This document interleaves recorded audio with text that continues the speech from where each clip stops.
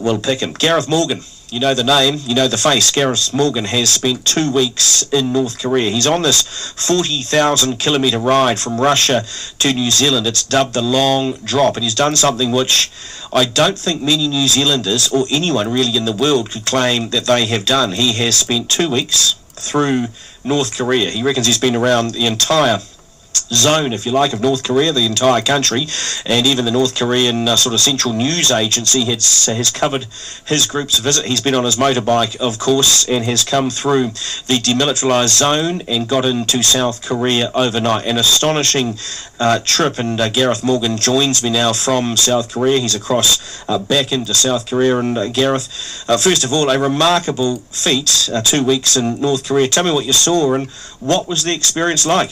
Well, I mean, it has shot down a lot of the preconceptions, Duncan. You know, I mean, we all think they're all starving and, you know, rags and all the rest of it. Nothing could be further from the truth. I mean, we've done the whole country, but from top to bottom along a route that I chose. So it was very much a backcountry route because we're following the mountain range from the top of North Korea to the bottom of the south. We're halfway. And what we saw was incredibly productive, well-organised nation. Every square inch of ground is cultivated because they're, you know, having to exist on their own food. Unbelievably well-organised. I've never seen anything like it. No litter, no graffiti, of course, none of that stuff. But, you know, they're vulnerable. They're extremely vulnerable. If the crop fails, they're up the river without a paddle sort of thing. And that's the problem. It's a bit like I've seen in Africa. It's all good when the weather's good, but when the weather turns on them and they flood or they drought, then they do have massive problems. But they're Koreans, you know, they've got huge pride. They're dressed really well, unbelievably, you know, and we're the scruffiest people in North Korea. Absolutely, that's the New Zealand way. You don't think, Gareth, that you were shown all the right areas, not the wrong areas? No, I know exactly where I went. I determined the route because I wanted to follow the Baktu Daegang, which is their sacred mountain range, a bit like Southern Alps for New Zealand, and there's a volcano right at the very top of that, north of that, Mount Baktu, that's the sacred mountain. We went to the top of that, now we're heading to the one at the bottom. It's like bookends, really, Mount Halla, and so the whole project's called the Baktu Halla project, and it's known, you know, now, it's known pretty widely in South Korea as well, but up there they all knew about it. And what about the locals themselves? When you got around these villages and their houses, describe the sort of conditions they're living in, what they're like as people, really. Well, they're exactly the same as Koreans in the south. And the way Joanne sort of described it is this is just so like South Korea when we first went there in the 1980s. You know, pretty innocent, very rural economy. I mean, we were giving lemonade to South Korea back in those days. God, I've spent the last 2 days going through Seoul and around the spots in Seoul. They should be giving us aid now. I mean, the South Korean story is just amazing. Well, it's the same people in the north, 25 million of them, and they are organised just as well. But, of course, they don't have capital.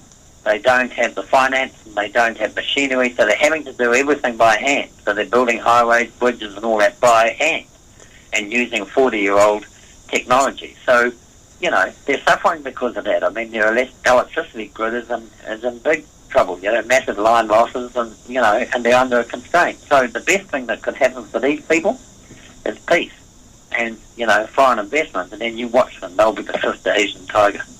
In terms of their infrastructure, in terms of the people themselves, I mean, they're not starving, is what you said at the start of this interview. What about the infrastructure around North Korea? Well, the infrastructure's run down, so they do all their roads. I mean, their roads are in great condition compared to the crap we had to cross in Russia. You know, God, those roads are rough, man. But theirs are fantastic. I mean, they're not sealed up north of Hong Kong, but they're in great condition. But they do all that work, Duncan, by hand, with shovels and picks, and that's how they fix their potholes. They're helped, of course, by the fact there's not that much traffic. And what do they? I mean, that's another thing. I mean, how many cars are there? Not many. I was very surprised how many there are in Pyongyang now, the capital, because I was there a year ago and it didn't have anywhere near the same amount of traffic as it does now. And I asked about that. I said, this looks to me to be a different city. And they said, oh, there's been a lot of growth in the last year. So that relationship, the more the aggression from the West occurs, the closer the relationship with Russia and China becomes. So all that's happening is that there's substitution. I mean, I know China and Russia are supposed to be signatories to the American, sanctions. But, the amount of activity we saw in the north of North Korea from China and Russia was phenomenal. So that's what's happening. And what do they ask about the outside world? Do they ask about the West? Do they ask about America? Do they ask about people outside of North Korea, South Korea? Yeah, they ask mainly about South Korea and, what South Korea is like. And they also want, why does the world hate us so much? That's a common question. But they want, unification. And both North and South Korea have ministries for unification, both of them. And it's the main issue for Koreans. But I think it's impossible. And so because of course the North wants reunification under their rules, the South under their rules. So what I'm trying to promote is peaceful coexistence. One people, two countries, totally different regimes. So, and that you respect the regime in the other country, and that the guarantee for each country has a guarantee of security. So South Korea is guaranteed by the US, which sometimes poses as the UN, and North Korea is guaranteed by Russia and China. So you're saying the West should pull back on the propaganda, on the aggression towards North Korea? Absolutely, they demonise them terribly. You get well, I just think of my own preconceptions and what we actually saw, and I think it's unnecessary. So I think what's really happening here is it's not just about holding the line between free democracies and the centralised regimes of China and Russia. I think really the agenda appears to me to try and demonise and enforce regime change in North Korea. And it is backfiring. I mean, the axis of evil thing is completely backfiring, because all it's doing is forcing North Korea more and more into the bosom of China and Russia. China's going to allow North Korea to collapse. And coming back into South Korea through the demilitarized zone, how was that? Like going to the moon, because all the way to the crossing, Duncan, the North and South were at each other. No, you're going to have to change. They can't come through Parliament John. They have to go through the Kaesong corridor, so that requires a whole bunch of new authorities in North Korea from a different part of the military, and it's a public holiday. So there was pressure being, screwed in on North Korea all the way through. And we had no idea what our reception would be in the South. Remember, we have no communications. This is a centralised command and control economy. So we had no communication with the outside world. So we get into the DMZ, and the North Koreans said to us, well, you may not be received.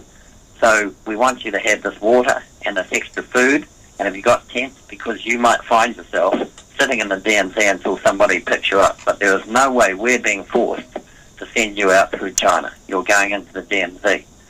So in we went, and 300 metres down the road, where the Koreans had to stop down the road, were the Americans, and with an armored vehicle, with guns and stuff, plus an ordinary car standing. I've got lovely pictures of this. And so for that 300 metres, after we'd sort of hugged the North Koreans and wished them and thanked them very much for what they did, we rode, and then we rode into the most wonderful welcome from two American soldiers and two Kiwi soldiers. And they said to us, we can't believe this has happened, it's just amazing. And from then on, it's been all beer and skittles. And then when we came out through customs into South Korea, it was an absolute media scrum. So it's big news here. Good on you, Gareth. Appreciate your time. Gareth Morgan speaking from Seoul, which makes you sort of ask the question, doesn't it? Did he really see the real North Korea? And he's pretty convinced that he did, that he organised that trip around there, and he's convinced that he did, although I did note that he's also under the sort of United Nations chaperone tour as well. So I just wonder if the North Koreans turned it on for him. Bruno's just sent me this email. Good day, Duncan. Amazing that Gareth reports a totally different North Korea to every other journo who has snuck through, and from the stories of every refugee. If one is to believe Gareth, then North Korea is a fantastic place to live. I'm certainly with you a bit on this, Bruno. Slightly cynical about it all, but look, Gareth, well, he's a straight shooter, isn't he? Isn't Gareth Morgan a straight shooter? Hasn't he just told us what he saw? Or do we think he's been completely set up by the North Koreans and he's taken it hook, line and sinker? Let me know what you think. 3920. You can text me, keyword is live, or Garner at radiolive.co.nz. Don't forget also the parody out of Auckland University today of the Robin Thicke video with the girls have a bit of utu.